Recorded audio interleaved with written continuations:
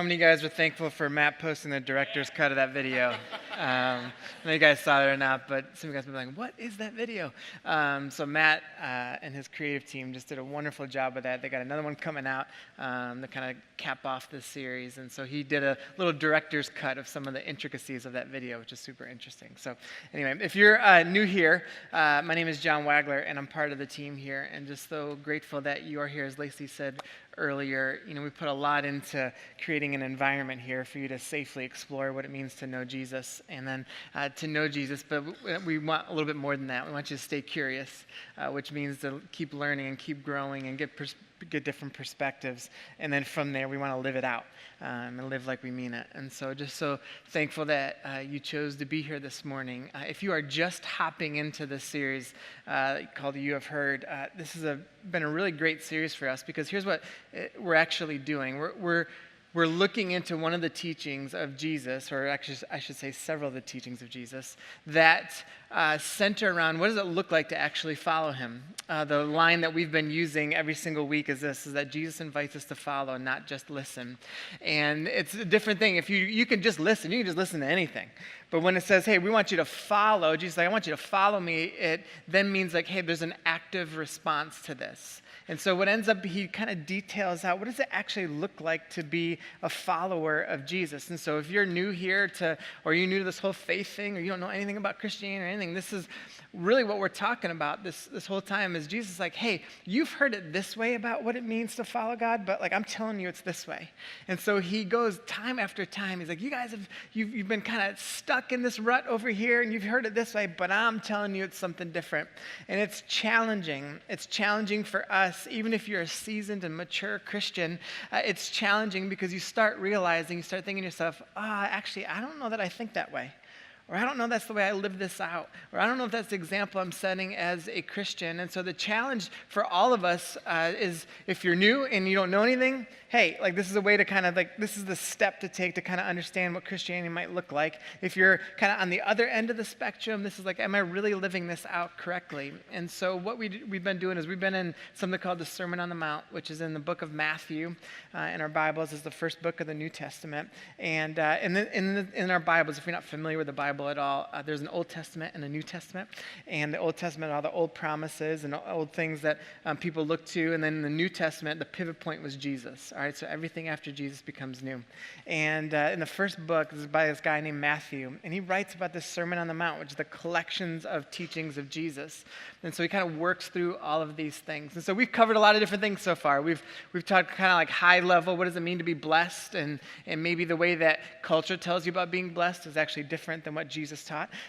We talked about what does it mean to be salt and light in this world. We've talked about who Jesus said that he was. And then we started getting into some practical things, where we started talking about anger, and how Jesus was associating that with murder. And then we talked about adultery and how Jesus was associating that with lust. And last week we talked about divorce and marriage. And then this week it feels like on the front end maybe we're getting a little bit of a breather, but not. And so we just don't. There's no breather in this 14-week series. And so it seems a little softer, but when we get into it, you'll see why it's not necessarily so. How many of you guys remember the first time you were lied to? Like seriously, like, you meant it. Do you remember the first time? You can think about a time when you were young. You're like, oh gosh, like that feels weird, right? For me, it was 5th grade, and her name was Janelle Roller. And so if you... And she might watch this. I don't know, because like she's like commented before she's watched her sermons. But so 5th grade, sorry, Janelle. In 5th grade, she said that she liked me, and I thought she was going to check the box yes, and that like we were going to be an item in 5th grade. And then it turns out that she was not a person of her word, and ended up liking somebody else. And I just remember the feeling of like finding that out, and me saying like, gosh, she just lacks integrity. No, I didn't say that, but like I wore sweatpants to school every day and ate Cocoa Pebbles every day. Like, what was I really offering? But like But I remember that feeling of like just being lied to, and like I was just like, oh gosh, this just doesn't feel right. And then as an adult, you have those pivot moments too where you're like, oh, I remember when so-and-so lied to me or wasn't a man of their or woman of their word, whatever it is. And for me, it was my first job out of college. I kind of got introduced to the unethical nature of the corporate world. And my first job, this guy comes in, he was our new sales manager, he'd been there for a couple of months, and I was one of the, it's funny to say senior salespeople, I was 23, but it was a high turnover rate in our company, and so, but, I loved that job, we were doing really well, and my team was doing really well and everything. This guy comes in, he's been for a couple of months, and he sits down with me after being around, he goes, hey, let's go out to lunch, and so he starts asking me these questions about, hey, are you in this for the long haul? And I said, I don't know. I'm getting married in 7 weeks, and I just don't know. Like, I'm tired of working like Saturday mornings too. I'm tired of the late nights and everything else. Like, I just don't feel like I can do that and be married. But I just said, I don't know. I don't really know. I am questioning it. I was like, but I'm good for a while. And he's like, all right, good. He's like, I promise, I've got your back, and I swear to God, I got you. And I was like, okay, cool. The next day, I walk in. And he's like, hey, come into the office. And he's like, so I went in and I was looking at your emails last night. And he's like, I noticed from one of your clients that like they've asked you to come work for them and you're considering it. He's like, so we're going to demote you. And I was like, what? I was like, you looked me in the eye and told me that like you had my back on this. And he goes, well, things changed overnight. And so I looked at him, I was like, you know what? I quit. I'm done. Right? And so I walk out into the middle, we call it the pit, was what it was called. So I walk in the middle of the pit, and I just said, y'all, I'm out. And I was like, and he's going to lie to you. Whatever he says is a lie. And if you want to know the real truth, you can come talk to me. So I go into my office, and I call Lacey. Again, we're getting married in 7 weeks. And I call her, I was like, hey, I just quit my job. And she was just like, cool. And so we'll figure it out. On my way out, I said his name was Jim. On my way out, I said, hey, you know what you can do with that wedding invitation? Well, I won't. I was a Christian then, but just not like fully there yet. And so, but there are these moments where you remember being wronged. You remember the lack of integrity in people. You remember the lie or the gossip or whatever it is that you had just kind of shouldered because of somebody else. And maybe you've been that person towards somebody else. And so when we start thinking about this, because again, when Jesus starts teaching into this, like he's trying to get us to understand a little more practically about saying like, hey, if you're a follower of me, the words that come out of your mouth should be different than those that are not. The way that you speak should be different. The way that you kind of talk about everything should be different. There should be a noticeable difference in our words. I love this idea when you even think about relationships and integrity and everything. I heard someone say this, this was years ago, but he said that in every relationship you either put trust or suspicion. And so when you take trust away, then that means suspicion is there. In every relationship, you only have those two options. There's no middle ground. And so our words carry a lot of weight. And that's what Jesus is actually speaking to. So I want to go to Matthew chapter 5. And we're going to take a look at, again, as he starts engaging this a little bit differently. We're going to go to Matthew chapter 5, verses 33 through 37. And here's what Jesus says. He says, you've also heard that our ancestors were told, you must not break your vows. You must carry out the vows you make to the Lord. Now, again, last week we talked about marriage and divorce and everything, and so some of this does tie in to what he's saying. And all these, again, if you kind of go through, if you were to look back at all of our sermons and everything on this, you'll see that there's this common just thread woven in. They all attach to each other. None of these are kind of their own separate entity. Jesus is using them as like all these things tie in together. And so he starts talking about this idea of vows and everything. He says, but I say to you, do not make any vows. Do not say by heaven, because heaven is God's throne. And do not say by earth, because the earth is his footstool. And do not say by Jerusalem, because Jerusalem is the city of the great king. Do not even say by my head, for you can't turn one hair white or black. Just say a simple, yes, I will, or no, I won't. Anything beyond this is from the evil one. That's what I mean. Like, it feels like on the front end what Jesus is talking about. You're kind of like, this is good. Like, he's talking about just like being truthful with your words. But then he ends it with, but anything beyond this is from the evil one. So anything beyond a yes being yes or a no being no, anything beyond that, he's like, you're partnering with the devil, or you're ushering in evil into this world. Adds a little more weight to the words that we say. He said, if you're a follower of me, then you should be trustworthy in everything that you say. You should think about everything that you said. He actually teaches later on in that same book of Matthew, he teaches us that the words that come out of our mouths represent what's actually in our hearts. So there's a tangible way for us to see where our hearts are. So if there's a lot of anger, if there's a lot of gossip, if there's a lot of lying, if there's a lot of maybe pessimism and cynicism and negativity and everything, here's what Jesus would say. Well, that's what's in your heart. So if that's what's in your heart, it's going to come out of your mouth. That's why sometimes when I see people on interviews and you're like, man, even on interviews, you're on TV and you're trying to do your best on TV, right? But yet you see some folks that are just like, I can't believe the words that are coming out of their mouths right now. How mean they are, how divisive they are, anything. And I'm just thinking to myself, man, if they're doing this on TV, then what is their heart actually really like? And so what? It's this, we see these words or hear these words, Jesus would say, well, they're just revealing what's actually in your heart. And so we start kind of playing back our relationships and at work and whatever, and we start playing these conversations back, and we start thinking about, man, am I trustworthy in what I say? Do I have integrity in what I say? Here's what would happen. He's talking to these people who had made a lot of rules about vows, and he would say, someone's honest, or someone's truthful when they kind of swear to this, or they swear to that, or they swear to that, whatever it is. And Jesus is like, you don't need to do that. If you follow me, your yes is yes, your no is no, and that is it. You don't have to feel this need, and we've all done this. How many guys have said something like, I swear to God, or I promise this time, right? Do you know why we do that?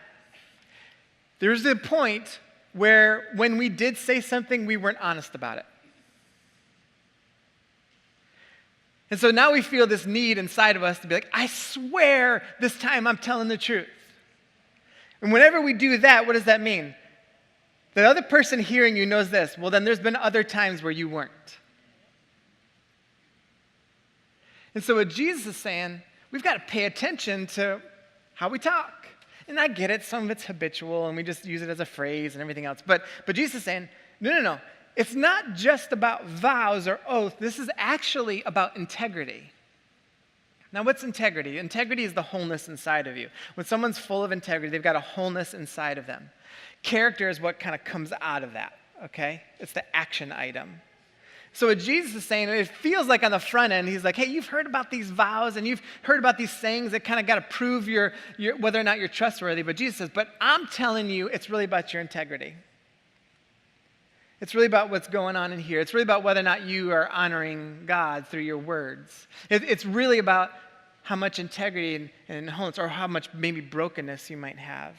He's like, your yes should be yes. Your no should be no. You shouldn't need anything else to go with it.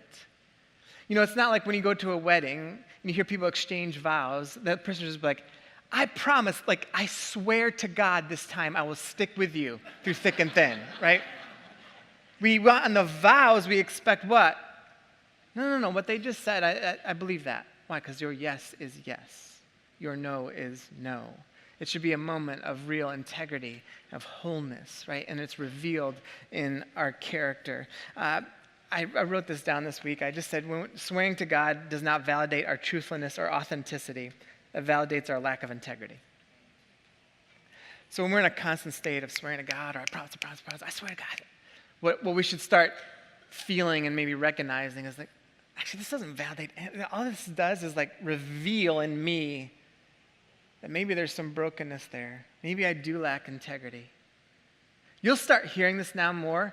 Like, you'll start hearing it now all of a sudden when you hear someone say, I swear to God. Well, I promise this is the time. When you start hearing it now, something's going to click in your brain like, whoa, why are you saying it like that? Should I have not trusted you before? And so it changes everything. And so Jesus says, this is about integrity. This is about a wholeness in us. This is about our yes being yes, our no being no. And if you are now we would say a Christian, if you are a follower of Jesus, a Christian, that when you speak to someone else, they should be like, you know what I know about them? They're a Christian.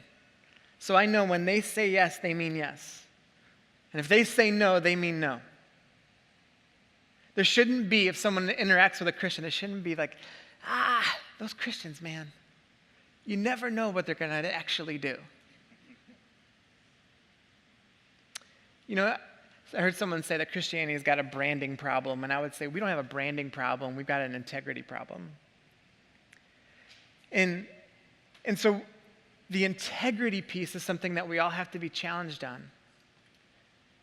And it doesn't stop just on a Sunday. It's like your integrity as you go and manage people tomorrow, as you maybe, as you're at home with the kids tomorrow, or if you're with your friends starting tomorrow or tonight, or if you're going to school and you're a student, or maybe you're a professor or a teacher, whatever, like your integrity carries over, or maybe it doesn't. And that's what Jesus is actually speaking into, about our integrity and your yes being yes and your no being no. And so how do we engage? What are the things? I think to me, there are four main things that can kind of chip away at our integrity. And there's probably more than this, but I think that there are four things that impact it the most. The first one is gossip. Now the four things I'm going to talk about are things that we readily accept as normative. First one's gossip. If you were to picture someone that you know of that's gossiped about you, and we all probably can, guaranteed you don't trust that person. So why would we ever make gossip a normal way of life? But we do, don't we? We do. We justify it. We gossip with our friends. We're just like concerned about them. I just needed to share. I need to get it. We go to work and it's, hey, did you hear about? I can't believe he did, right? We come to church. We gossip in maybe our small groups or our little groupings of friends, or can you believe he's sitting with her again? Doesn't he know what we should pray for him. We make gossip a normative thing. And every time we gossip, here's what we're doing. We're destroying trust, because gossip destroys trust. Every time we gossip, here's what else is happening. We are revealing a deep-rooted insecurity. The reason why we gossip is because for some reason or another, we feel like we need to share a piece of knowledge that we might have, and we don't even necessarily know if it's true or not, but we share a piece of knowledge to either make someone else look bad so we can look better, or that someone else that we're with will think more of us somehow because we're in the know.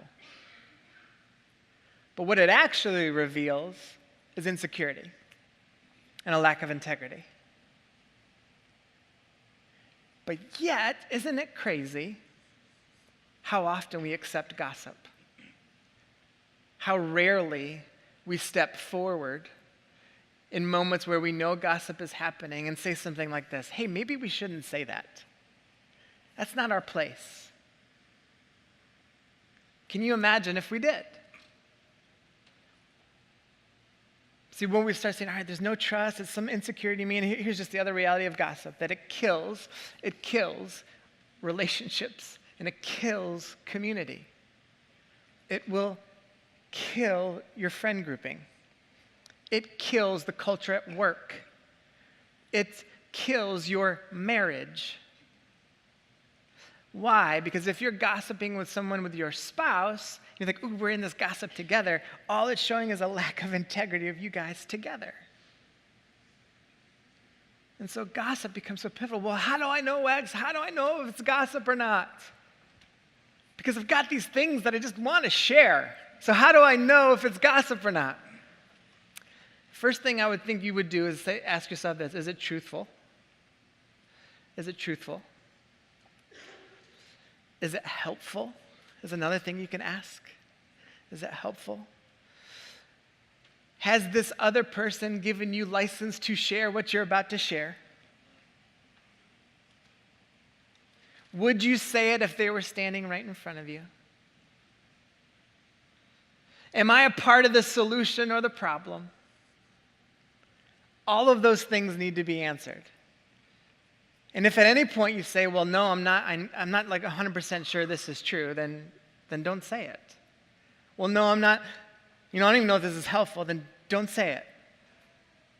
Well, I don't even know, I know it's not part of the solution, then don't say it. I heard this, but I haven't even talked to this person, so I don't even know I'm supposed to share it, then don't say it. Because it's gossip. Anywhere else in the Bible that you read about gossip, it's not listed as like a, hey, you know what, it's cool, if you gossip a little bit, it's fine, just a little bit. It's layered in, like the Lord detests it. It's layered in like in some of the other places where it's just like locked in with all these other evil behaviors, even at one point with murder. And so gossip is a big deal, and people of integrity will have the courage to step forward and stop gossip right away. And so it tells us something when we're dealing with gossip. The second thing that I think we just let go is lying. How many of you guys have lied in the last year? Right? Yeah. Some degree. Some of you are like, yeah. But don't we make this normative a little bit too? Little white lies. That's not fully the truth, but I just don't feel like telling the whole truth, so I just lie a little bit. Or it's not really a business expense. He's kind of, or she's they could be maybe a business partner at some point. And we just are. I know I didn't fully do that in my job description. It's just one line in my resume. We just kind of let it go. We let it go. It's normative. It's interesting. I shared this before that when you read through the Bible, the father of lies is labeled as Satan. Okay, is the devil. And so whenever we lie, even our white lies, you know what the Bible tells us? That we are acting more like Satan than we are like Jesus. Can you imagine if that's how we kind of thought when we're asked questions and we go through this moment where we're like, am I going to lie here or not? Because we decide lying is strategic. We don't just oh, did I just lie right there? Right? You process the thought in your head of I'm going to lie right here, and you do it. It's a strategic thing that we do. But can you imagine if we just thought to ourselves, right now, what I'm about to say, I sound a little bit more like the evil one than I do the light of this world. Now, I get it. Sometimes, and we've all done this, you just say something, and you might have that moment, you're like, I cannot believe I just lied about that. Or I can't believe I just embellished. I can't believe, and everyone has those moments. And then there's a blatant lies where you just, you go all in on the lie. But for all of us, we've just kind of made it normative. And then we end up, don't we start believing our own lies? We tell lies so much that we end up believing them. And we're just man, I've said this so many times. Is this even true? It might be true now. I don't even know. But we lie so much that we start to believe it. Yet all behind us is a trail of hurt relationships. All behind us is a trail of mistrust. And it just reveals a lack of integrity all around us. When it says in there that don't swear on Jerusalem and don't swear, all Jesus is saying at that point in time, he's God's everywhere. God's everywhere. So every word that we utter, God's there with it. So every lie, You're not like hiding any of our lives from God or anything. We're only just hiding them from people for a season of time. And Jesus is like, why do that?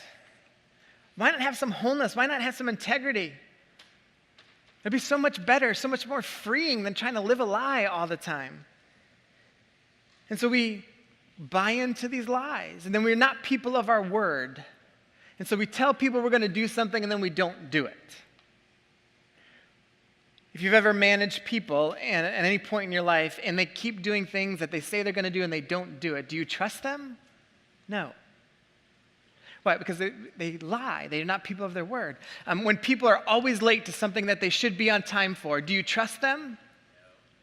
All you late folks are like, I mean, you should. It's like,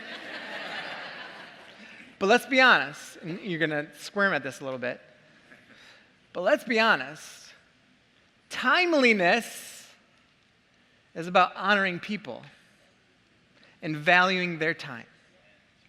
Timeliness is about integrity and character. So I'm not saying that we're all, listen, we're all late to some stuff at some times, and there are reasons for that, and it happens. But I'm talking about the people that just chronically and constantly tell people, I'll be here at 5, but they show up at 6:10. Or you've got a meeting you're supposed to be at work all the time. Like that's your consistent thing. Like, I'm supposed to be here at whatever time it is. We've got an 11 o'clock meeting every Thursday, and you're the one that's always like, it's 11:07, it's 11:26, it's 11:11. All that reveals, it's not like, then what do we do? We're not people of our word. Just has nothing to do with the fact that you somehow can't get to place on time. It's just you don't value the time of other people.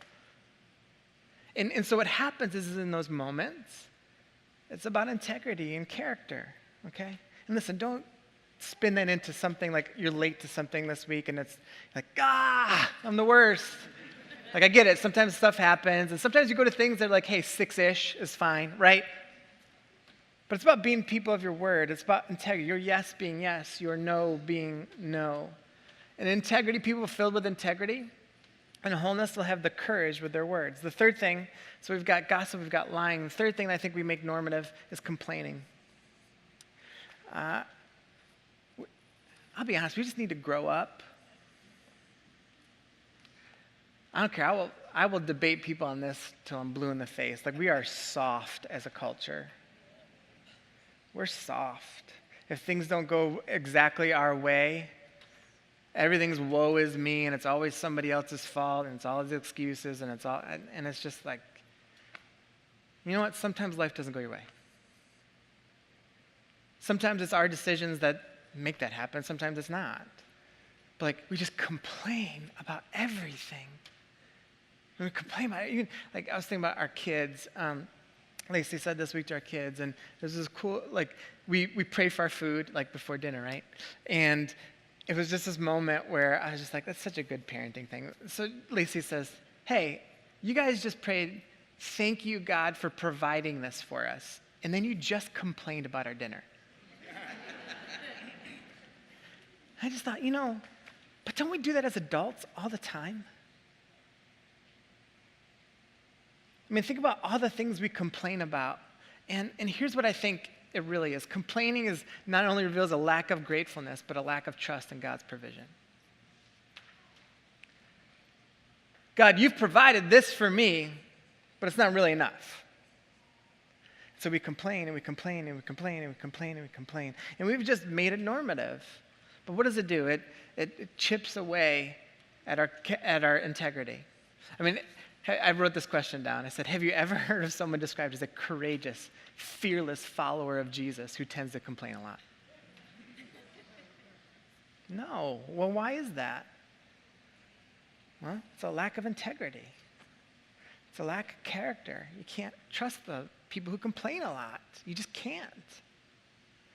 But it's embedded in our culture. Integrity gets our eyes off of ourselves and onto what really matters, and that's where we kind of have a heart of gratefulness. That's where we move away from the complaining bit. And the fourth one is this, a lack of intellectual thought. So we've got gossip, we've got lying, we've got complaining, we got a lack of intellectual thought. I honestly think that one of the worst things that we've done as a whole in terms of church culture is that we've told people what to think, not how to think. And so what ends up happening is when you tell people what to think, then you're saying, you think this way, but if you have any kind of different perspective or any different angle, whatever, then you're out. And what it ends up doing is you create this divisive nature, and you don't allow people to actually have some freedom of thought and understanding and be able to learn from each other's perspective, to engage conversation, to learn how to think. You'll hear this little phrase a lot now as part of our church, is we want to stay curious. We want to stay curious. Well, what does that mean? Well, we want to continue to think about things, to understand that maybe we should pause for a minute, to understand that maybe there's some different perspectives that we need to engage, and it's healthy to do so. I was watching this week a celebrity she's an actress, and she was on a late night TV show, and she was passionately talking about a certain cultural topic, and she's very intelligent, and she was very emotional about it and everything. Then she started ripping people that didn't agree with her, and I just thought to myself for a second, she had me in the first 30 seconds, but the second she started just ripping other people, here's what I realized. You're not really well thought out about this. You're just ripping anyone that doesn't agree with you. And then someone else, another kind of fellow celebrity, spoke about something not even related to that, but then she went ahead and ripped him too this week. And all over Twitter and social media, people are like, yeah, you gotta stand up, I'm just like, y'all, this is not even well thought out at all. Sometimes when we do those videos that some of you guys have seen that we post out of our church, just call them Words with Wags, and we hear or something culturally happens or something we think about, we just want to speak into it. We don't do those things to tell you what to think. We do those things to try and help create conversation and perspective. And we always wait. We'll wait a few days typically, and most of the time it starts off with a conversation with Lacey and I, and then Matt Fishner, our creative director, and we'll talk, and then we kind of bounce ideas off of each other. And I'll write something, and I'll show it to Lacey, and then also show it to Matt, and they edit things and kind of help with perspective. And then we usually wait a couple days, just kind of release a video. And we do that because we just want to think about things for a second. I think too quickly we just pop off on stuff. We don't think. We don't think about, hey, if everyone thought this way, where does that lead to? We don't think about things enough. And when we do that, we end up lacking integrity. Why? Well, because you're not gathering in all the information. You're not gathering in the right perspectives. You aren't trying to really be a well thought out perspective. And when in those moments, see, when you talk about yes being yes and no being no, here's what can happen conversationally. When we're well thought out as people, you'll say this a lot. That's interesting. I've never thought about that. How did you come to that perspective? Because I come from this angle. I've never heard that before. Tell me more. But when we're not well thought out and we just get passionate about our one side about something, what do? We just get angry at everybody else. And so there's not a lot of integrity there in our conversation, because a lack of perspective for someone else just reveals you don't really care about them.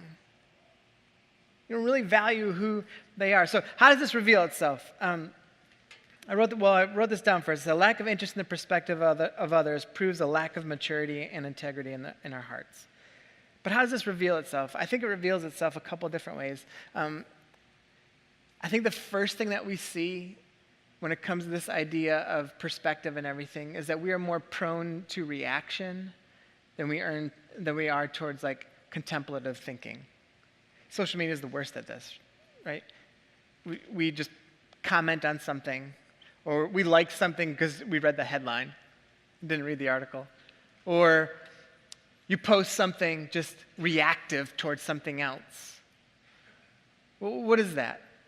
It's just, oh man, this is like a lack of perspective in everything. And what does that do? It chips away at our integrity as people because we get so closed-minded and we have tunnel vision on things. And so it's important to think about it that way, to not just be reactive to something, but to sit and contemplate what actually might be there. And we are truthful in some things, but not about others. And I think the last thing is this, that we get outraged about one thing, but not about other things. I told you guys this a couple of weeks ago that end of May through June, we're going to do a series around pro-life. And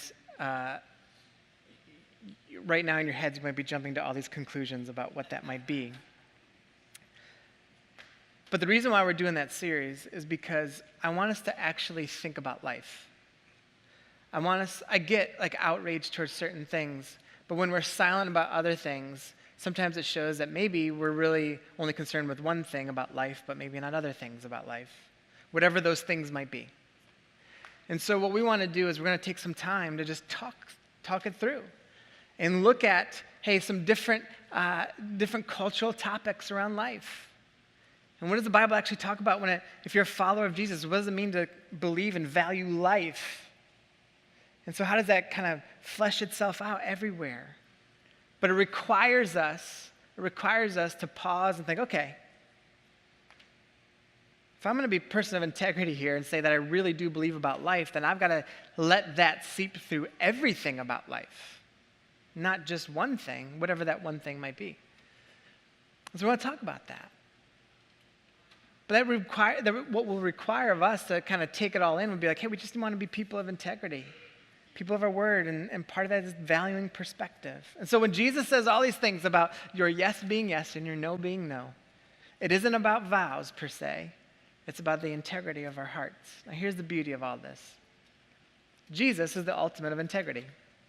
And Jesus is the ultimate yes being yes and no being no. Jesus is where we find our identity. Jesus is where we get our integrity from. Jesus is what shapes everything about us. And so a yes to Jesus and a yes to following him is saying, you know what, I'm bringing all of these things with that. And that's why this Sermon on the Mount series is so tough. That's why it requires us to really think, to really engage, to really start processing, is this the way I actually live? And if I don't, then something's got to change in me. If I want to represent Christ well, and for people to be able to believe when you say, yes, I am a Christian, that they can say, oh, I see it now. Will you pray with me?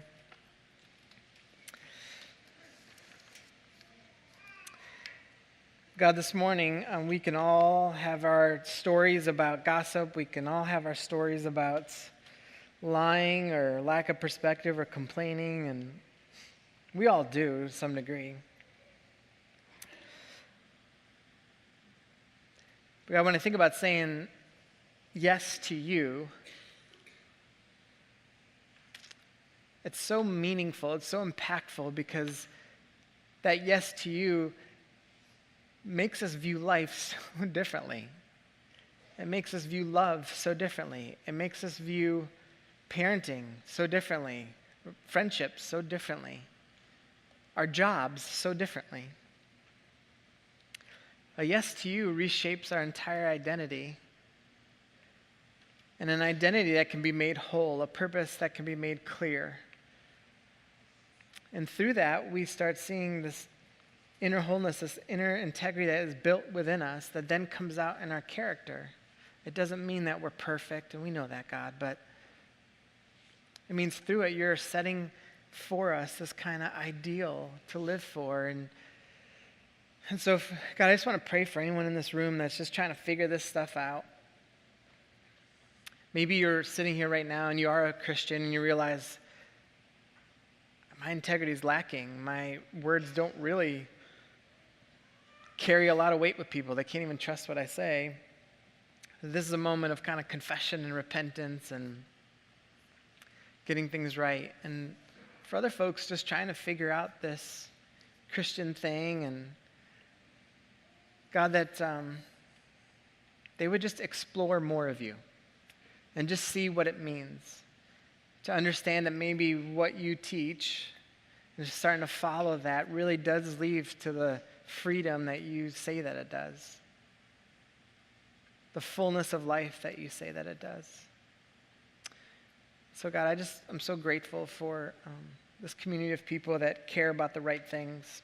And so I just want to pray specifically, God, for our Hill City community. The folks that are part of this community will be the first to cut gossip off wherever they are. The first to step forward and be truthful. The first to tell themselves to stop complaining and to challenge other people as well. And the first to engage in real conversation to gain perspective. That will be a vibrant part of our community. So much so, God, that when people encounter anyone in our community, they'll be like, you know what? You can believe what they say. You can believe who they are because they mean it. Because of how strongly and how passionately we follow you. So God, we give this to you. In your name we pray. Everybody said, amen. You guys, a couple things. If you want to get connected here, please stop by the What's Next Lounge. Don't forget about Influencers Weekend coming up this coming Friday. It'll be awesome, and I don't want you to miss it. You guys have a great rest of your Sunday, and we'll see you next week.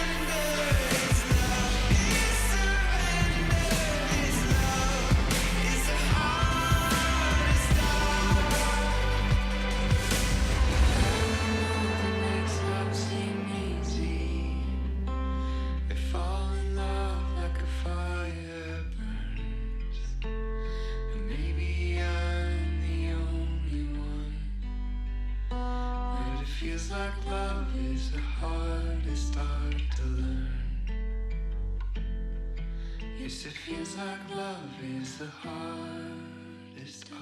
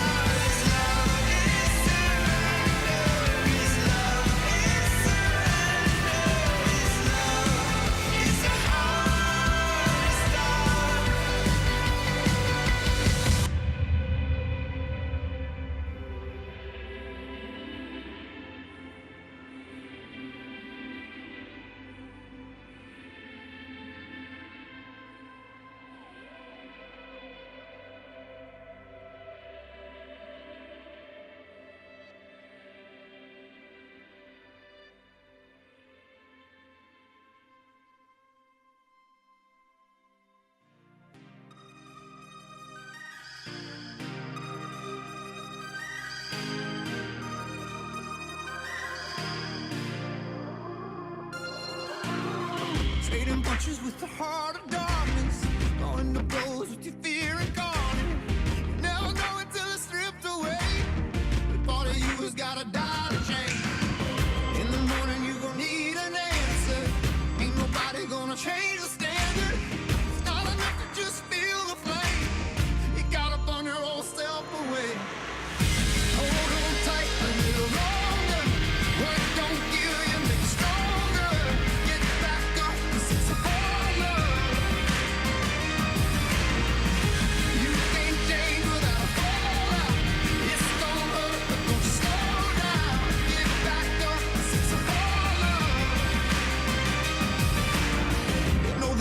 situation can't be right, and all you ever do is fight. But there's a reason that the road is long. It takes some time to make your courage strong. Hold on tight a little longer. Run, don't give you, make it stronger. Get back up, 'cause it's a follow. You can't change without a fallout. It's gonna hurt, but don't you slow down. Get back up, 'cause it's a follow.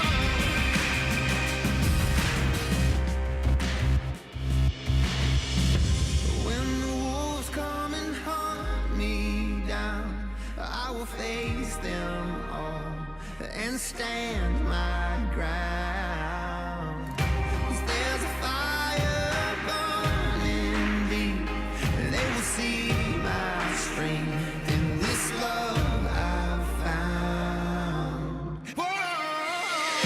Hold on tight a little longer. Run, don't give you, make it stronger. Get back up, 'cause it's a follow. You can't change without a fallout. It's gonna hurt, but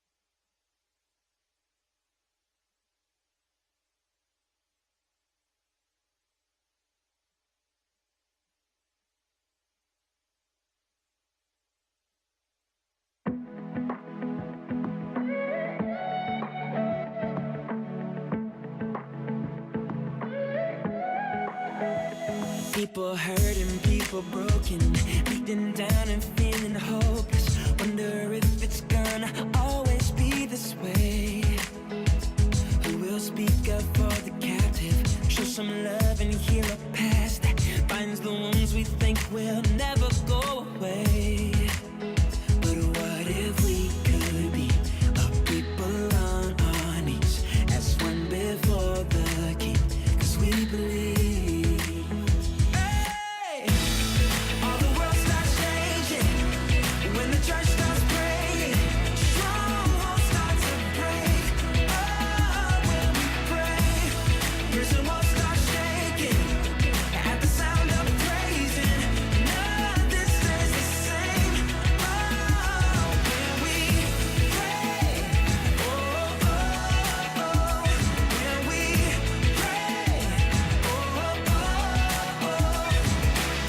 Revival rising, I see hope on the horizon as a generation stepping out in faith.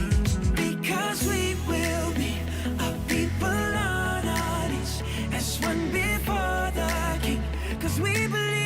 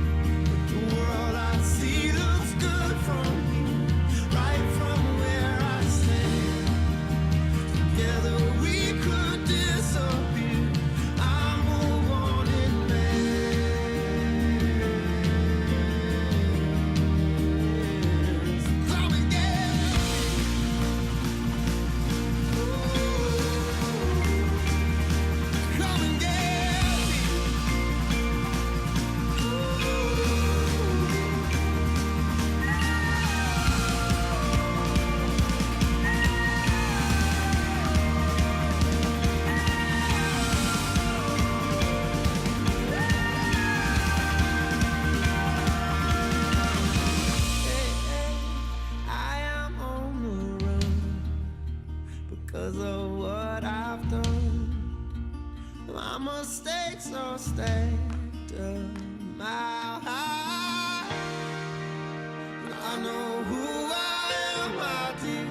I'm a wanted man, but the world I see looks good from here, right from where I stand.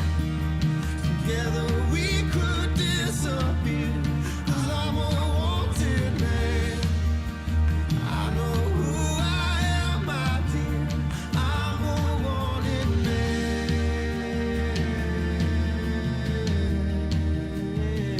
So come and get me.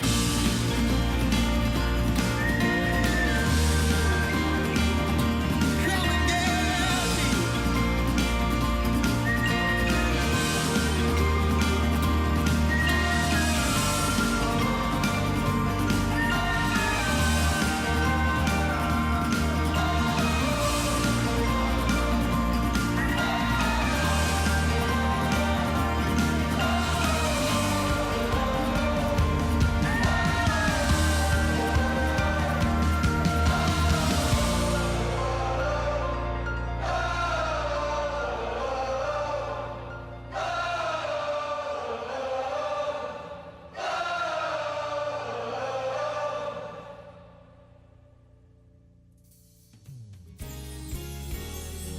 Maybe I succeeded a little.